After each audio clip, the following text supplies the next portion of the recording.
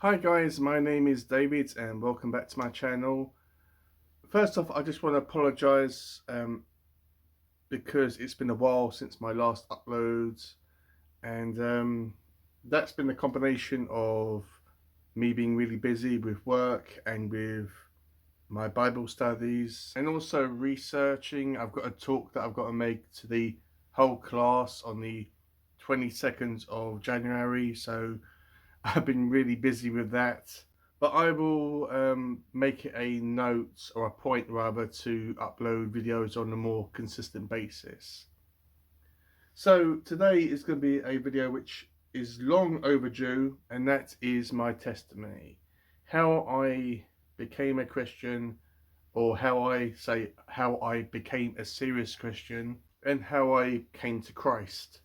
Now, prior to me coming to Christ, I was like everyone else. I knew about Jesus, I knew about God, I knew about the things that Jesus did. I knew that he was crucified, he turned water into wine, he fed a bunch of people with a few loaves of bread and a few fish.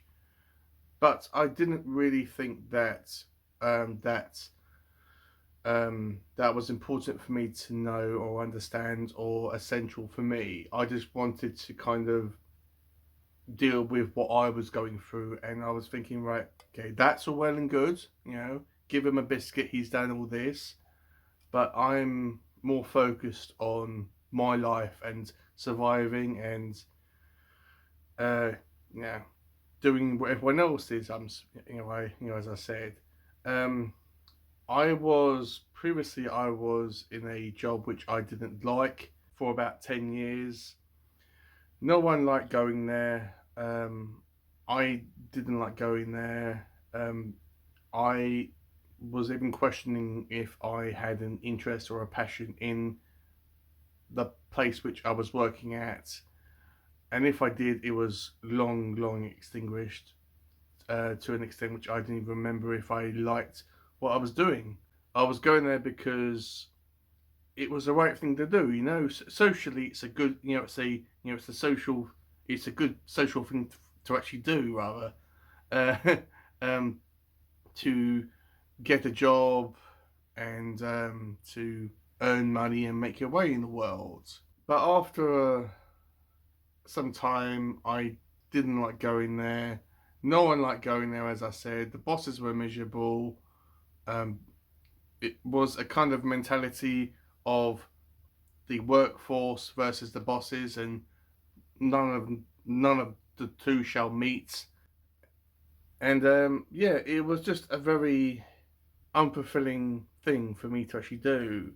I was full of negativity, hatred, anger. I like the people that I work with, or some of them anyway, but I was never really social with them outside of work. Again, not saying that I didn't like them or anything. And about several years now, I must be going on for about 4 years now. One of my friends, Pax Panic, who has a YouTube channel up, I will have a link down below, was battling cancer, and ultimately she died of that. This affected a wide variety of booktubers, which am I still booktuber? I suppose I still am in a sense. I want to talk about books, but I'm a Christian booktuber. Well, now anyway. But when the death of Pax happens, everyone made tribute videos, including myself, and everyone was putting their cards on the cards on the table and saying how sorry they were about her passing, and just giving all different tributes to her, and about how she affected each of our lives. And she was a very special friend to me. We often emailed each other, and I was one of the first people to subscribe to her YouTube channel. And after her death, it seemed that no one wanted to talk about it any further. Full stop. That's it. Continue with life. Life goes on. And I didn't really have anyone over here to talk to about it.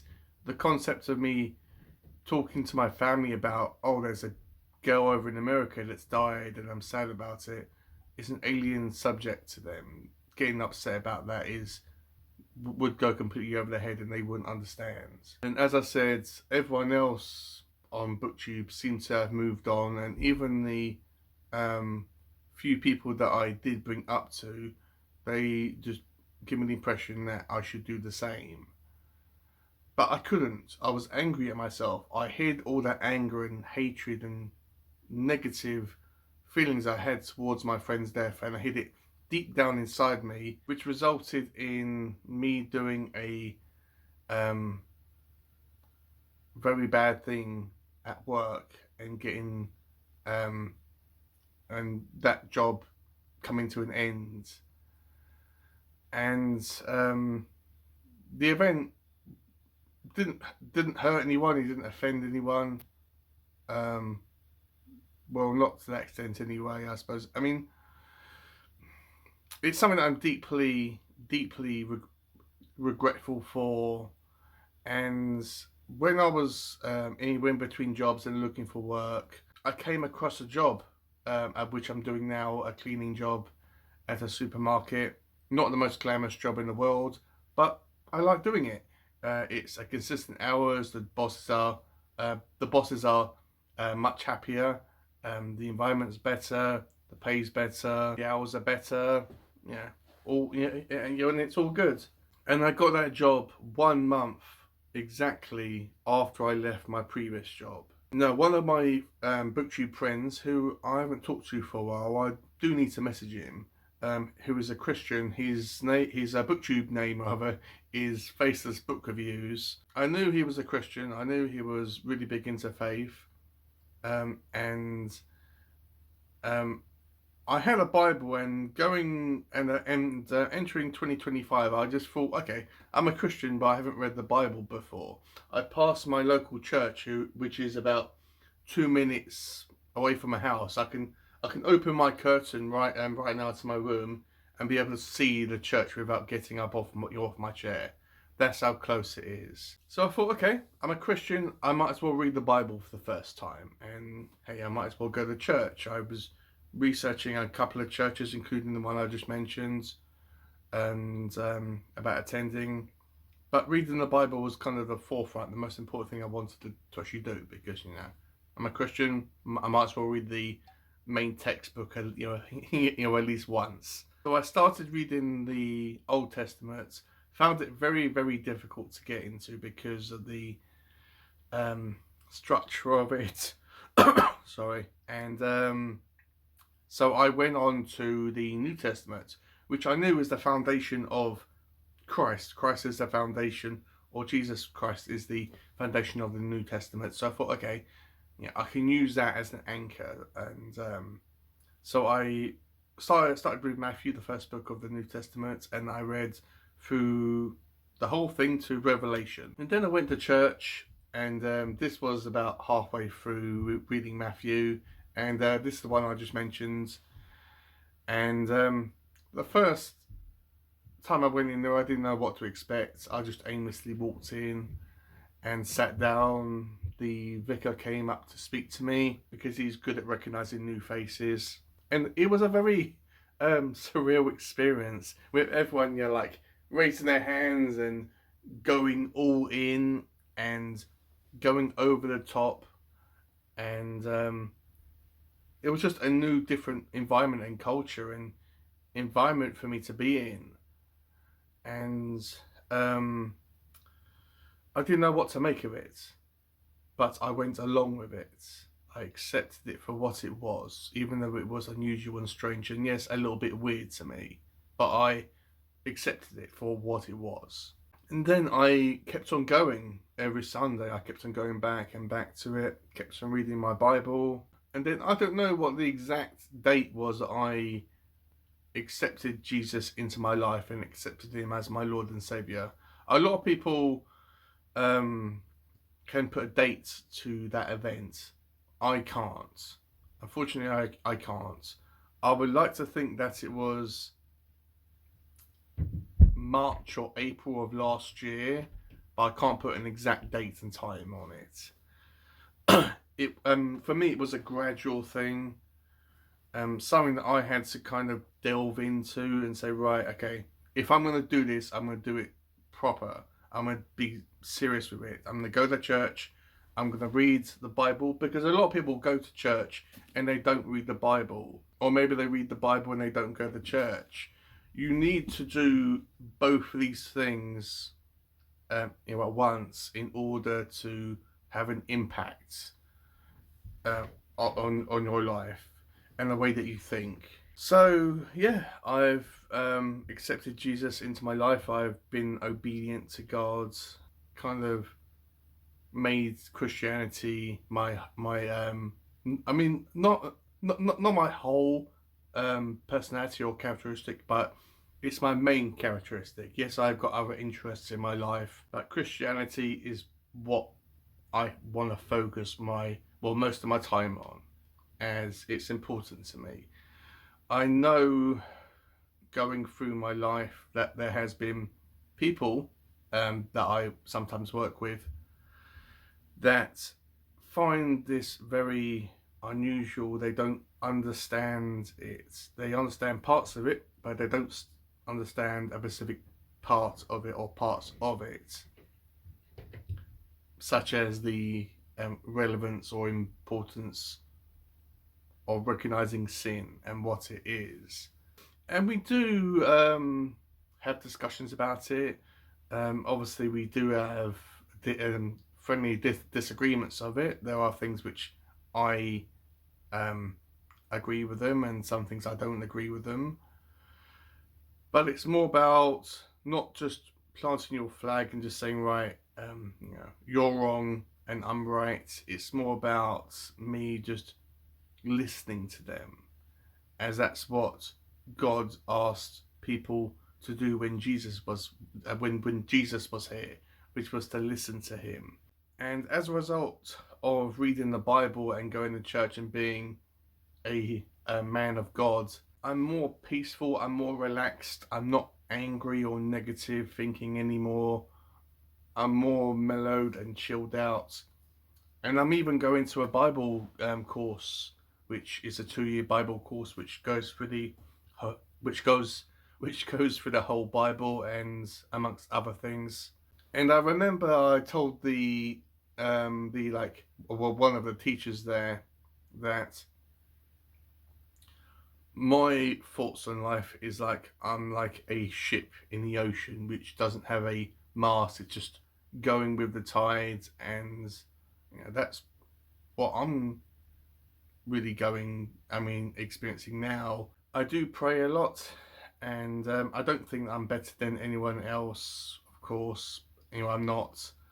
Um, but it is making a difference in my life. Do I know all the answers? No, I don't know all the answers. I cannot explain it. I cannot explain God and Jesus, but I can explain how it's made me feel and how it has changed me.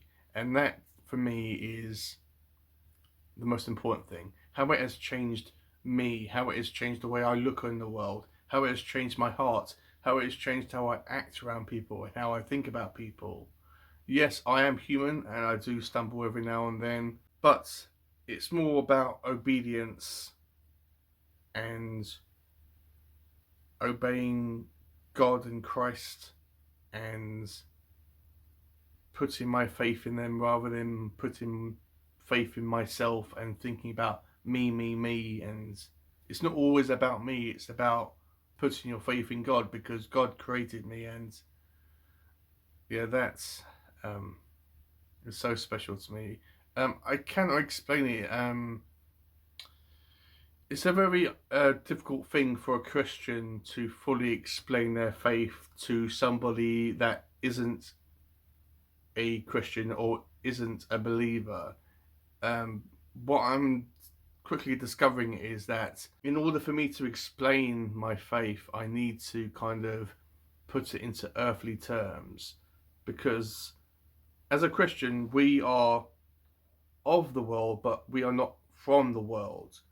we are from heaven. That's where we originated from, because God created us and God is in heaven, and that is our home. We just happen to live in this world, and it's just about um, loving the creator and not loving the creation. And it's just about obedience. That's what it's all about for me. Also about when you kind of research into what Jesus did, whether it's watching a movie about him or reading any one of the four gospels, you can just see about what he did for us. Yes, this happened thousands of years ago, but it's still relevant today about what he did for everyone that is and was and will ever be. And he is more than just my Lord and Savior. He is my teacher. He is my friend. And even though a lot of the world now seems to be shouting Barabbas, I will never ever betray Jesus. I will never run away from him when the soldiers come. I will never ever deny him. So hopefully I've expressed myself properly. I didn't really have a plan about what to say in this video. I just wanted to kind of say, right, this is what I was like before I became a Christian, and this is what Christianity has made me into and changed me. And hopefully I've expressed myself about what I wanted to say, about this is what I was like before I was a Christian, and this is what I'm like now, and how it's kind of changed me. Because I suppose when it comes down to it, that's the most important thing about, it's all well and good reading the Bible and going to church, but how has it improved you as a person? How has it changed you for the better? And that's just a foundation for me, I suppose. Anyway, I hope you've enjoyed this video, guys. Thank you for watching. Once again, sorry that it's taken me so long to upload another video. I will be uploading on a more consistent basis from now on, because there's more things I want to discuss. Hopefully more shorter videos. Anyway, thank you for watching, and I'll see you on my next one.